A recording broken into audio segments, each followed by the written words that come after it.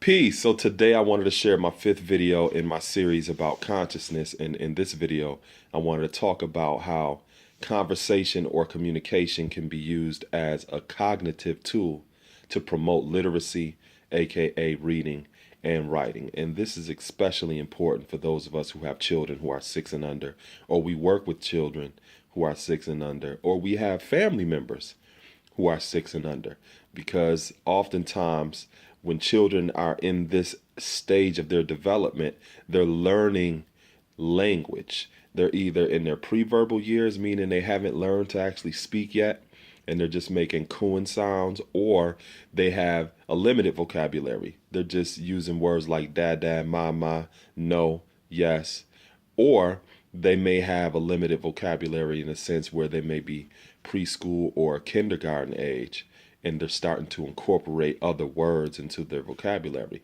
Working with children that are in this developmental stage of their life, as adults, educators, parents, guardians, we tend to primarily communicate with children in this age with directives and close-ended questions. Now, what is a directive? Put the toys back in the box. Take that out of your mouth. Put your shoes back on. Those are directives. And even though it is a form of communication, it's a limited form of communication because it does not require a response. It's an order.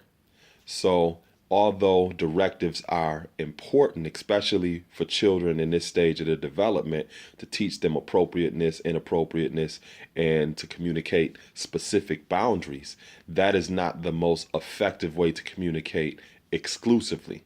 So another way that we tend to communicate with children in this age range is using close-ended questions. Now, what's a close-ended question? A close-ended question is a question that requires a yes and no response. So, for example, do you like those peas? Mm-mm. No. Do you like that fruit? Yes. So even though that is also a form of communication, it's limited because since it's closed-ended, it does not encourage a child to think creatively and critically about the question that you asked them. You didn't require them to elaborate. And because they're not elaborating, they're not using their words. When you're giving a child a directive, they're not using, well, sometimes they may use their words when you give them a directive and you don't like it. But because that doesn't require a response, and because a closed-ended question only requires a yes and no response, that does not maximize or encourage a child to think creatively and critically, which means they're not really using their words. One of the things that we can do in order to promote cognitive development is to incorporate open-ended questions when we are engaging youth. For example, instead of just simply asking, do you like those peas? Even if you start off by asking them, did they like those peas or did they like that fruit? Whether they say yes or no, follow it up with an open-ended question. If they say, no, I didn't like those peas, ask them, what didn't you like about the peas? I thought they were kind of good.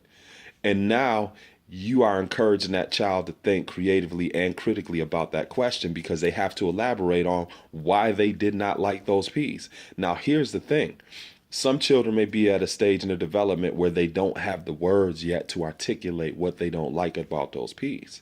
And that is how you can step in and start to incorporate words to help them articulate how they're thinking and how they're feeling. So if they're saying, because you thought it was nasty, it was nasty. Now you just incorporated another word into the vocabulary. And that is something that we can systematically do to help encourage our children to think creatively and critically, and to expand not only their vocabulary, but their ability to communicate and conversate, which sets the premise for their ability to be more literate. Now, how does that set the premise for their ability to be more literate? One of the things that I do in my preschool class is every morning on Monday, when we get back to school, during circle time, I ask each student, what did you do fun this weekend? That's an open-ended question. That's not no yes or no. That's an open-ended question, which encourages them to think creatively and critically about their weekend. Now, it also promotes listening skills and communication skills, because everybody, a part of the rules of that circle is you have to be quiet and listen to what this person is saying, and you will have your opportunity to speak as well. And by them thinking creatively and critically about their weekend, it's also encouraging them to think about the past. Sometimes throughout the week, I may ask them a present question. How do you feel right now? Even though they may respond and say good, or they may say happy, I would further expound upon that by asking them, well, what makes you feel happy right now? What makes you feel sad right now? I'm encouraging them to use their words and think about the present. I also ask them questions during circle time on other days about, what do you want to do when you get older? Which encourages them to think about the future. So by having these type of interactions, engaging them in conversation and communicating with them in regards to the past, the present, and the future, it puts them in a position to start thinking creatively and critically, not only about their place in this world, but also once they become introduced to literature in the form of written language, their mind is already begun to be synaptically connected in such a way where the words that they're going to read on this paper are going to pertain to either the past, the present, and the future. So they're already thinking like that because they're communicating like that already. By incorporating words in those conversations and communicating with them, it also expands their vocabulary. So once they come across certain words, they're going to have some context to what certain words already mean. So a child that has a limited vocabulary, once they get introduced to the written language or the ability to write, if they have a limited vocabulary, then there's certain words that they're going to come across that they're always going to have to reference to find out what it actually means in order for them to even understand or conceptualize what's written on that paper.